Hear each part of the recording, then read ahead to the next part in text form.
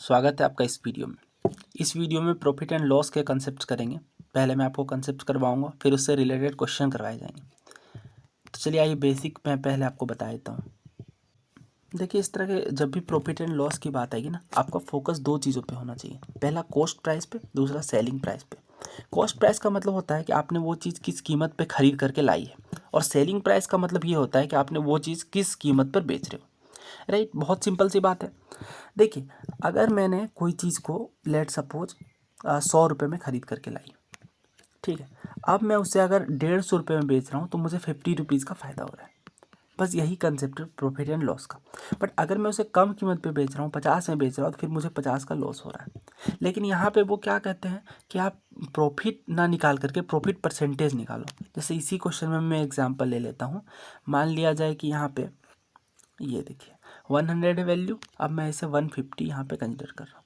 तो आप बताइए कितने का फ़ायदा हुआ? आप बोलेंगे 50 रुपये का फ़ायदा हुआ। अब ये जो फ़ायदा हुआ ना, गेन परसेंट जिसे आप कहते हैं, वो गेन परसेंट किसके इक्वल आता है बताइए? तो मैं आपसे पूछता जाता हूँ, आप उसके आंसर बताते जाइए। तो गेन परसेंट हुआ कितना? तो आप बोलेंगे कि गेन हुआ कितने का है? 50 रुपये का।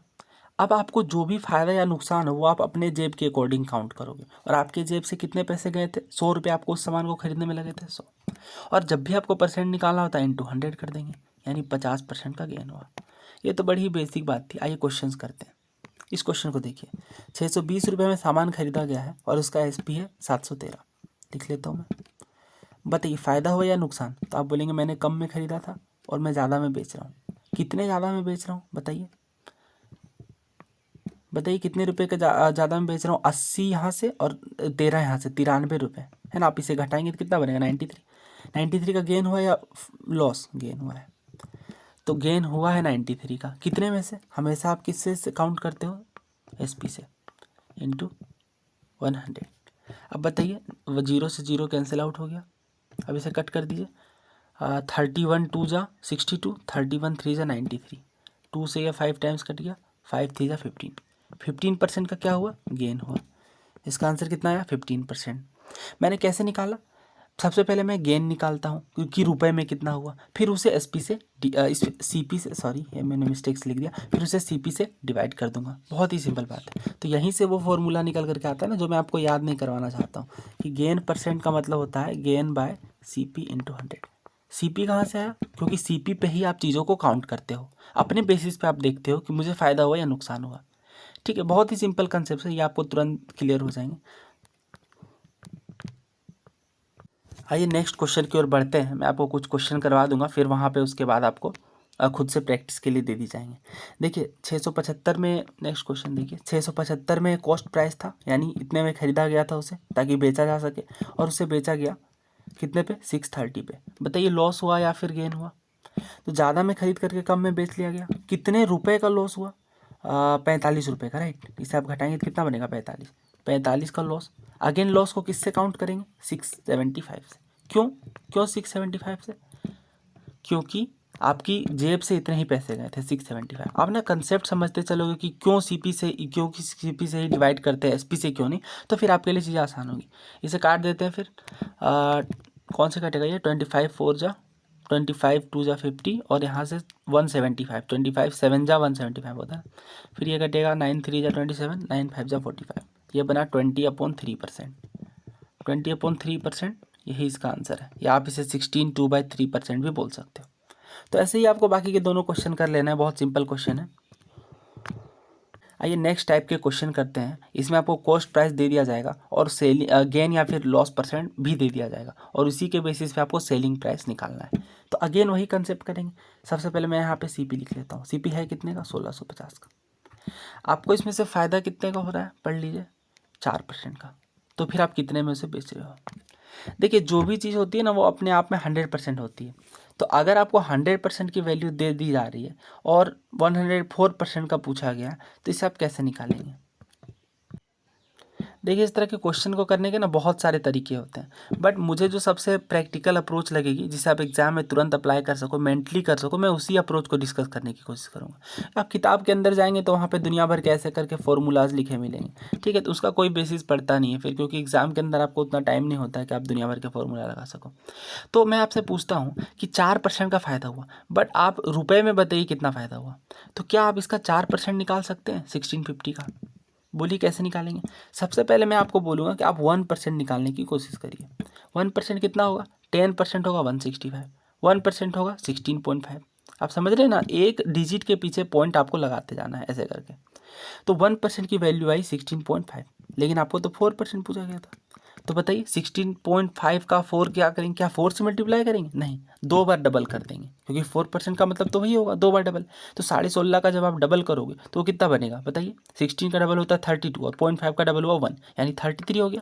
फिर 33 का फर्दर डबल करोगे तो कितना बन जाएगा बताइए? 66। 66 का फ़ायदा हो गया।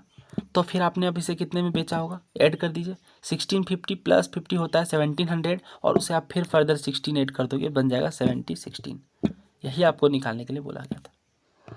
आई नो कि आपको थोड़ा ट्रिकी लग सकता है, बट जैसे इसकी और जो मेथड डिस्कस की जाती है कि आपको 100% की वैल्यू जो है वो कितनी दे दी गई है बताइए? 1650 दे दी गई है, राइट, 1650। और पूछा कितने का गया है? 4% फ़ायदा आपको लेना है, यानी 104 का।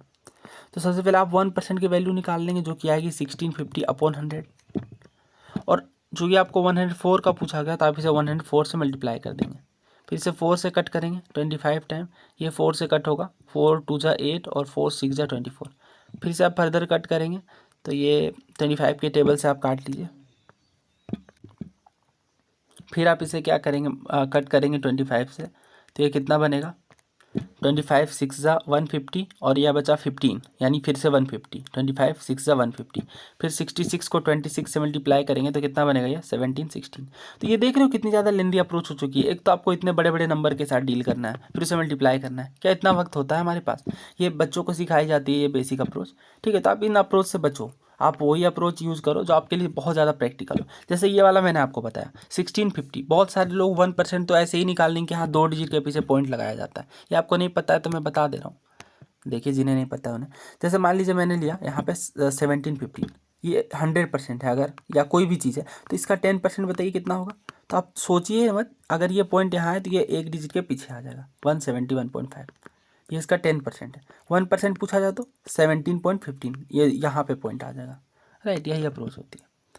तो ऐसे ही करके आप सारे क्वेश्चन कर लेंगे, बहुत ज़्यादा इजी है। मैं एक क्वेश्चन और कर दे रहा हूँ क्योंकि वो ये मुझे थोड़ा डिफ़िकल्ट टाइप का लग रहा है।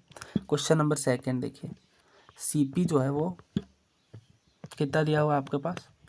915 है, और गेन है 6 2/3 का। 915, ओके, 915 और गेन है 6 2/3% का। देखिए जब भी मैं आप बोलता हूँ कि प्रॉफिट एंड लॉस जो चैप्टर है, इसके लिए आपको अगर परसेंटेज में अच्छी पकड़े तो ये आपके लिए काम बहुत आसान हो जाता है। जैसे देखिए इस क्वेश्चन को मैं कैसे करता, मुझे 6 2/3 देख करके ही पता चल जाता है। तो सीपी है कितने का? 915 का, और गेन हो रहा है 6 2/3 का। अब देखिए ये ना फ्रैक्शन वैल्यू के क्वेश्चन है। जैसे अगर आपको फ्रैक्शन की वैल्यू पता है तो फिर ये आपके लिए बहुत आसान हो जाएगा। जैसे इसे देखते ही मुझे पता चल गया कि हाँ ये 1/15 है। क्यों 1/15 है? ये आया कहाँ से 1/15? तो देखिए फ्रैक्शन वैल्यूज आपको कुछ की पता होनी चाहिए। जैसे 1 है, अगर कोई चीज़ 1 है तो उसका मतलब वो खुद में कितनी 100% है। बट अगर मैं बोलूँ हाफ है, 1/2 है, तो वो कितनी हो जाएगी? 50%। फिर मैं बोलूँ 1/3 है तो वो कितनी हो जाएगी? 33 1/3%। या फिर आप इसे बोल लो 33.33%। ये चीज़ें कहाँ से आ रही है? क्योंकि आप इसे 100 से मल्टीप्लाई करेंगे परसेंटेज में लाने के लिए, फिर जब कट करेंगे तो वही आएगी वैल्यू। फिर 1/4 है तो ये कितना बन जाएगा? 25%। तो इसी तरह से जब 1/15 तक आप जाओगे तो वो कितना बन जाएगा? कट कर लीजिए इसे, 5 3 जा 5 20 जा, यानी 20/3। फिर आप इसे फर्दर सॉल्व करेंगे तो कितना बनेगा? 6 2/3%। और वही चीज़ तो यहाँ पे आपको दी गई है। तो ये चीज़ें याद रहने से क्यों आसानी मिलती है? क्योंकि अब आपको पता चल गया ना कि इसे गेन कितने का हुआ है? 9/15 के 1/15 का। इसका 1/15 हिस्से जितना फ़ायदा हुआ है, तो फिर फ़ायदा हुआ कितने का है? कट करेंगे इसे 15 के टेबल से, सो कट कर लीजिए। 15 6 जा 90 होता है, और फिर अगेन 15 1 जा 15, यानी 61 रुपये का फ़ायदा हुआ। 915 में खरीदा था, 61 रुपये का फ़ायदा हुआ, तो ये कितना आ गया 976 इसकी सेलिंग प्राइस आ गई। तो अब ये मुझे पता थी 1/15 वैल्यू, तो ये तो मैं मेंटली भी फिर कर लूँगा इसे कट करके। बट अगर आपको ये नहीं पता है तो फिर क्या आप 1062/3% निकालेंगे? बहुत ज़्यादा ये टिपिकल हो जाएगा फिर।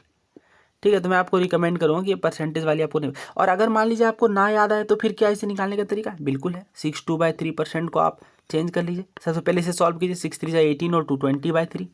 परसेंट का मतलब क्या होता है बताइए? परसेंट को जब आप सॉल्व करते हो तो बाय में 100 लगाते हो, इतना तो आपको पता होगा।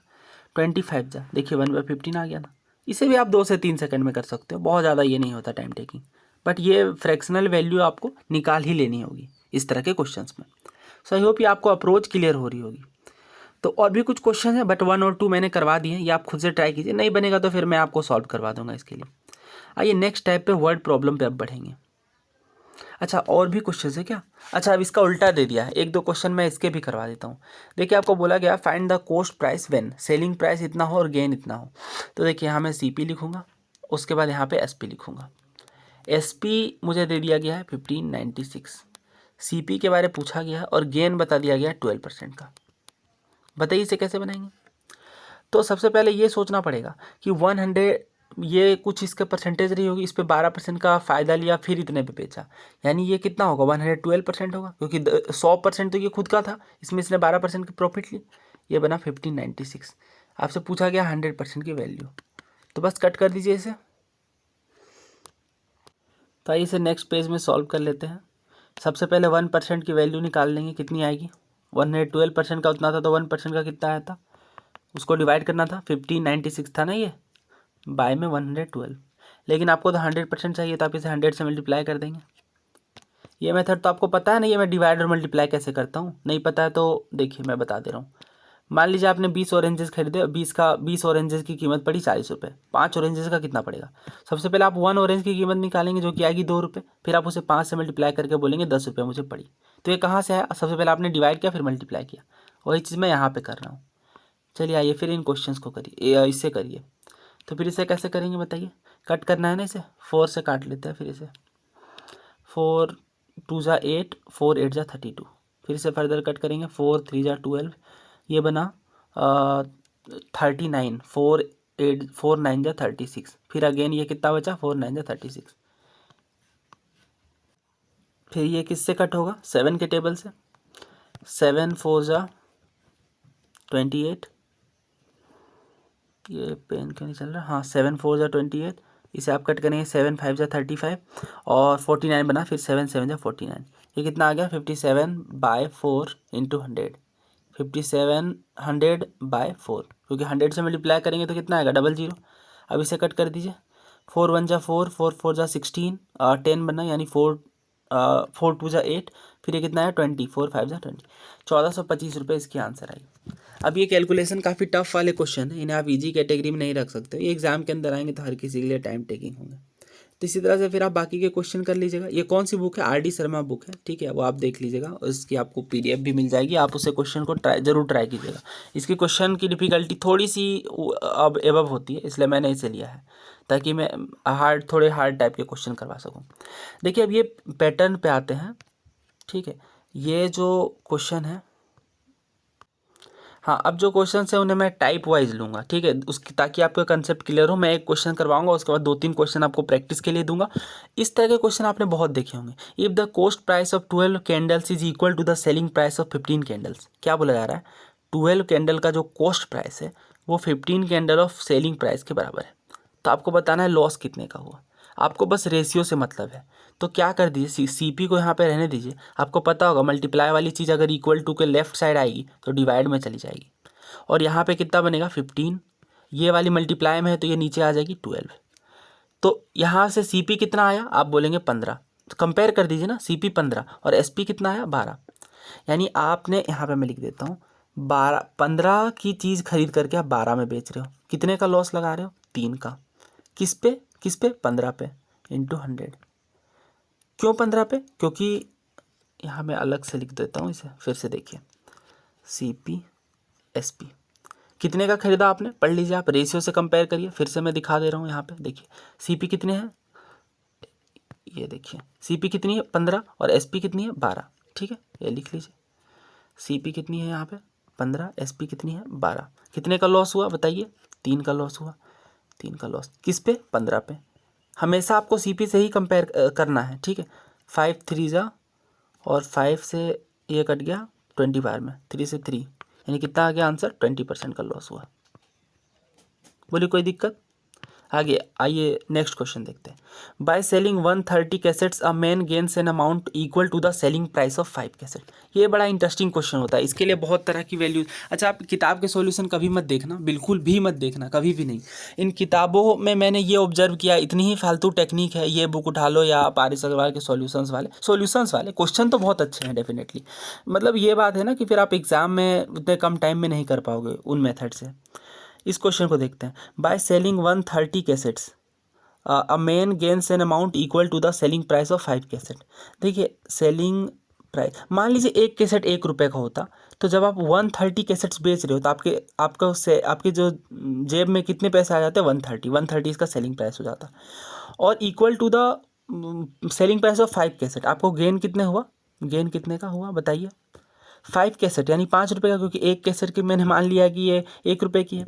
तो फिर कॉस्ट प्राइस कितना आएगा सोच के बताइए। कॉस्ट प्राइस कैसे निकालते हैं, आपने कुछ में सामान खरीदा होगा, उसमें 5 का फ़ायदा लगाया होगा और फिर आप उन्हें 130 में बेच दिया होगा, यानी 125 का सामान रहा होगा, तभी तो आपने 5 का फ़ायदा लगा करके 130 में बेचा होगा। आपको पूछा गया है गेन परसेंट, तो गेन हुआ कितने का बताइए। तो आप बोलेंगे 5 रुपये का। कितने पे 5 रुपये का गेन हुआ है, CP पे यानी 125 पे, इंटू 100 कट कर दीजिए। 25 5 जा 25 4 जा 5 गेट्स कैंसिल, आंसर आई 4%। कितने का गेन हुआ 4% का। ये भी आपको आई थिंक क्लियर होगा। नेक्स्ट क्वेश्चन देखिए। By selling 45 lemons a vendor losses a sum equal to the selling price of 3 lemons, find is loss percent. ये तो आपको खुद से करना है। Next question, a dealer sold a camera for 1080 gaining 1/8 of its cost price. Okay, एक कैमरे को बेचता है कितने में, सेलिंग प्राइस है 1080। मैं ना हमेशा CP लेफ़्ट साइड लिखता हूँ, ये इससे अच्छा रहेगा ना, फिर आपको आदत भी इसकी बनी रहेगी। यहाँ पे आप लिख लीजिए CP, और यहाँ पे आपको गेन दिया हुआ 1/8 का। अच्छा ये CP तो है नहीं ना, इसे मैं मिटा देता हूँ। ये देखिए, ये CP का 1/8 हिस्सा इसे गेन हुआ है 1/8, और फिर वो कितने में बेच रहा है बताइए। सेलिंग प्राइस कितना है 1080 का। आपको पूछा गया कॉस्ट प्राइस कितना था, फिर पूछा गया गेन परसेंट कितना था। तो मान लीजिए कि जो कॉस्ट प्राइस है वो 1 था, कॉस्ट प्राइस कितना 1 था, और इस पे 1/8 का फ़ायदा लग गया, यानी ये कितने का बन गया फिर 1 + 1/8। या तो आप सॉल्व कर लेंगे ना, 8 1 जा 8 + 1 9, LCM लेकर के आप इसे सॉल्व कर लीजिए, बहुत ईजी है ये। 9/8 यूनिट या फिर 9/8 x बोल लो, आप कुछ भी बोल लो, क्योंकि आप इस पे 1/8 का आपने फ़ायदा ले लिया, तो ये कितने का बना 1080 का। यहाँ से आप 1 यूनिट की वैल्यू निकाल लो, 9 1 जा 9, 9 2 जा 18 और ये 0, तो यहाँ से 1 यूनिट कितने का है 960 का, और 1 ही यूनिट आपने इसे माना था, यानी CP कितना आया 960। बोली कोई दिक्कत, कुछ मैंने किया ही नहीं है, बस मैंने CP को 1 ले लिया, फिर गेन से ऐड कर दिया, क्योंकि CP प्लस गेन ही क्या होती है SP होती है, सेलिंग प्राइस होती है, ठीक है। क्योंकि सेलिंग प्राइस का मतलब होता है कि आपने किसी सामान को कितने फ़ायदे या फिर लॉस में लगा करके बेचा है। तो ये आ गया इसकी कॉस्ट प्राइस आई 960 रुपये। पूछा गया कितने % का फ़ायदा हुआ, तो 960 की चीज़ पे 960 की चीज़ को 1080 में बेच रहे हो आप, यानी 40 और इधर 80, 120 रुपये का आपने फ़ायदा लिया। 120 रुपये का फ़ायदा कितने पे, कॉस्ट प्राइस था कितने का 960 का ना, 960 इंटू 100, क्योंकि परसेंट में निकालना है। ये क्या है बेनिफिट यानी प्रॉफिट परसेंट, 0 गेट्स कैंसिल, 12 8 96, या आप 8 से कट करोगे पहले, इसे 4 से कर लो, 4 2 जा 4 से 25, यानी 25 का आधा यानी 12.5% इसकी वैल्यू आई। सो ये क्वेश्चन भी बन गया 16 नंबर। और कुछ क्वेश्चन है क्या, नहीं ये क्वेश्चन तो मैंने आपको प्रैक्टिस के लिए दिए ही है। सो इस वीडियो में इतना ही रखते हैं, वीडियो की लेंथ बहुत ज़्यादा नहीं रखनी, काफ़ी क्वेश्चन मैंने आपको करवाए हैं, काफ़ी टाइप वाइज। आप कोई भी बुक ले लीजिए, आर.एस. अग्रवाल NCERT या फिर कोई भी बुक 8 क्लास की, जहाँ पे आपको ये प्रॉफिट एंड लॉस का चैप्टर मिलता है, और वहाँ से सारे क्वेश्चन, क्योंकि लगभग हर बुक में एक ही टाइप के क्वेश्चन है, बस डाटा थोड़ा चेंज कर दिया गया है। तो इन बुक से आप क्वेश्चन की प्रैक्टिस कर लीजिए, एग्जाम्पल्स वगैरह भी खुद से कर लीजिए, और जिन क्वेश्चन में आपको डाउट है वो क्वेश्चन आप मुझे भेज दीजिए, मैं उन क्वेश्चन की बेस्ट सॉल्यूशन करवा दूँगा। सो इसकी पार्ट 2 आएगी, उसमें फिर मैं जो एग्ज़ाम में क्वेश्चन आए यूपीएससी के सीसेट में और सीएपीएफ में, उन क्वेश्चंस के पीवाईक्यू लूँगा। इसी टाइप के क्वेश्चन होते हैं, बहुत ज़्यादा डिफिकल्ट नहीं होते हैं। ये अपने आप में एक ईजी चैप्टर अगर आपको कॉन्सेप्ट क्लियर हो तो, अदरवाइज ये डिफिकल्ट लगता है। सो अगर आप इस चैनल पर नए हैं तो प्लीज़ चैनल को सब्सक्राइब कर लीजिए। Thank you so much.